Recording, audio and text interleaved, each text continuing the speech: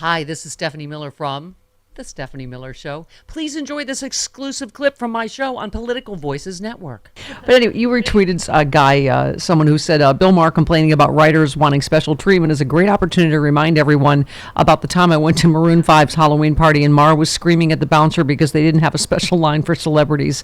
And they did have one. Yeah. But we were just saying about how, he was, what did he call them? Some of the writers' demands are kooky.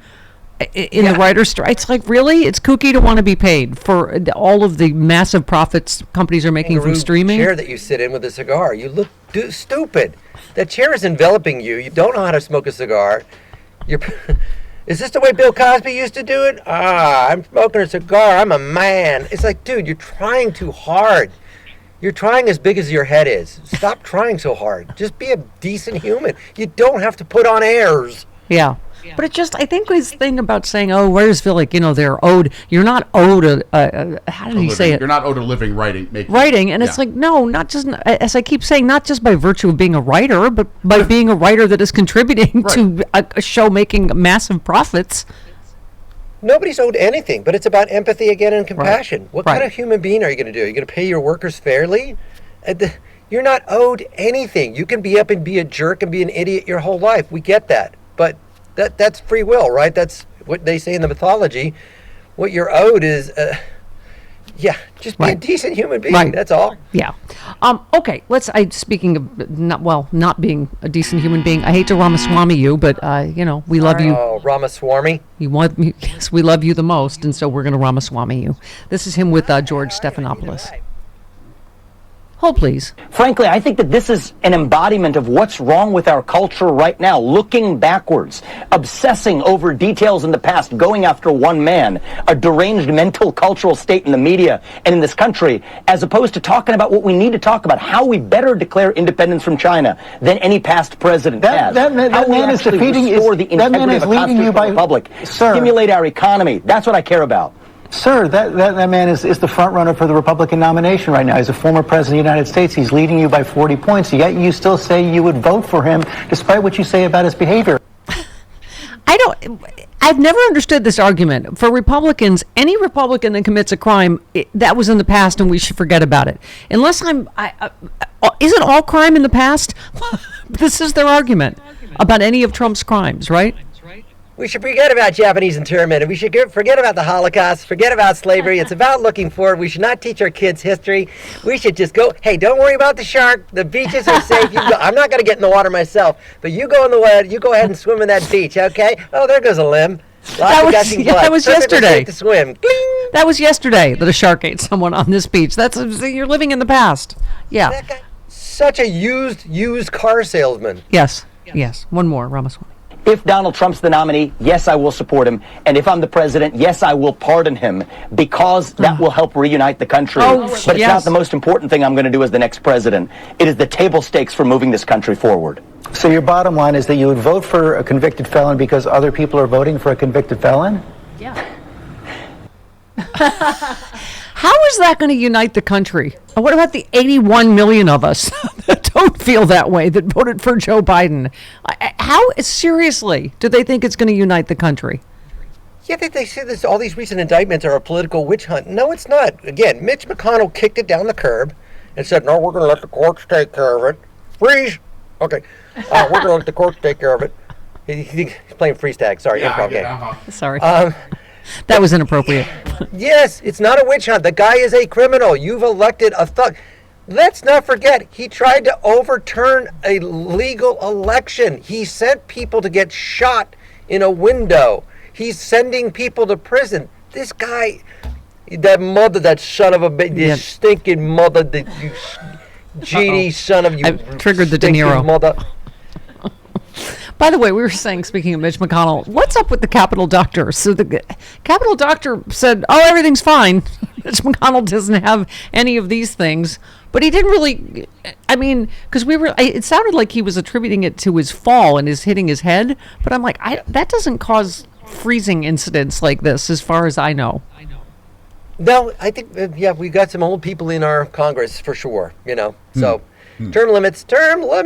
Yeah, He's not a nice guy, and he's done bad things. And as Yvonne Yvette Nicole Brown posted on Twitter, we're sorry that he's ill, but let's never forget this guy is not a decent person. Yeah. And I said, I'm never going to forget 293 days that we didn't get to select a Supreme Court justice. Yeah. The guy's evil. Yeah. I don't wish poor health upon anybody, but you have to remember who these people are, or were, and still are.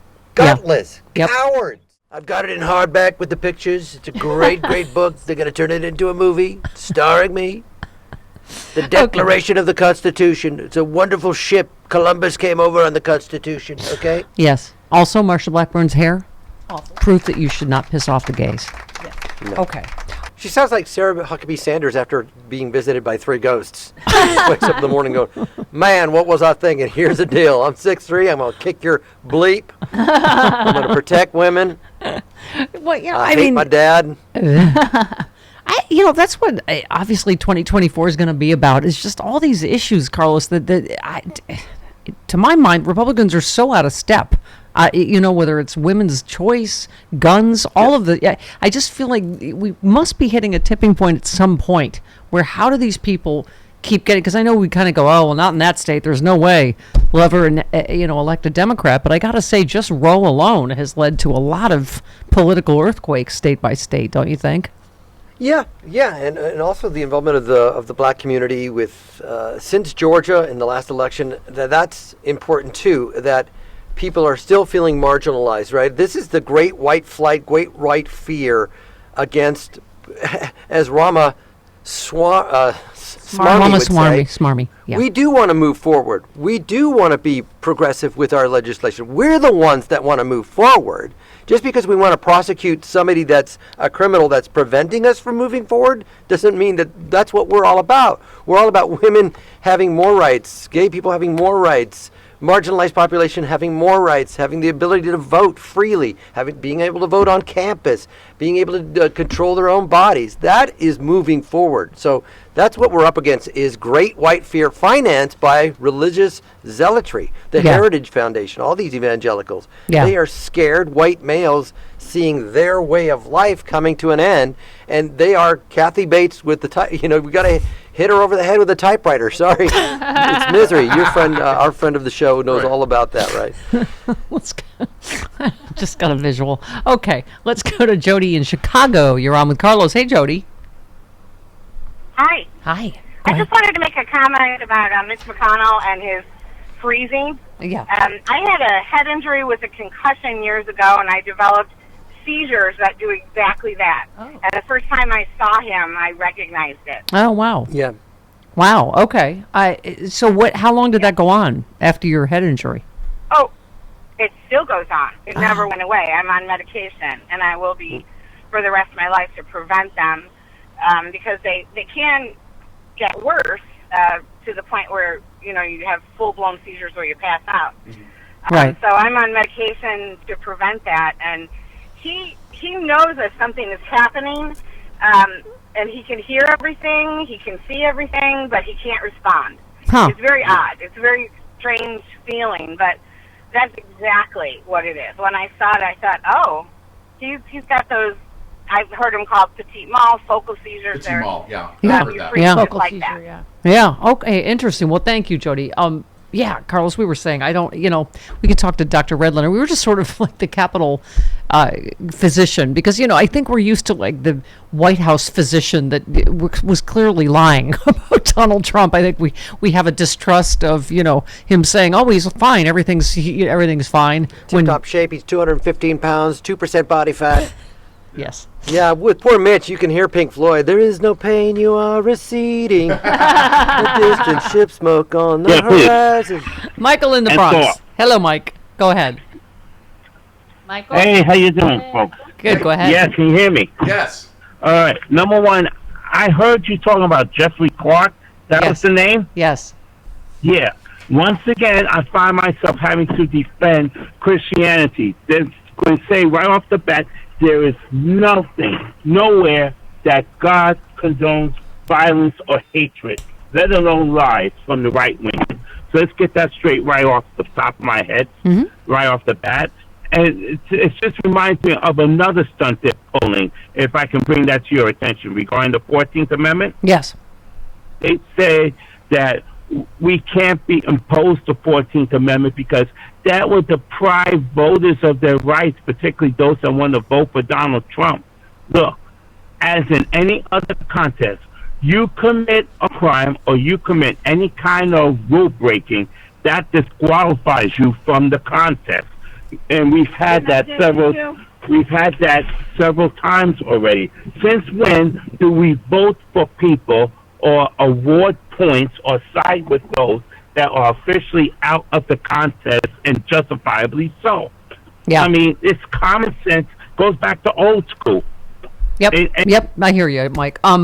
By the way, speaking of Jeff Clark, I loved, George Conway's commenting on their whole Twitter fight to Neil Katyal. He said, "My dearest Neil, the respectful and proper form of address for Jeff Clark is your most excellent inmateship, prisoner number 001358824. No need to delete and repost, just flagging for future reference, your friend George."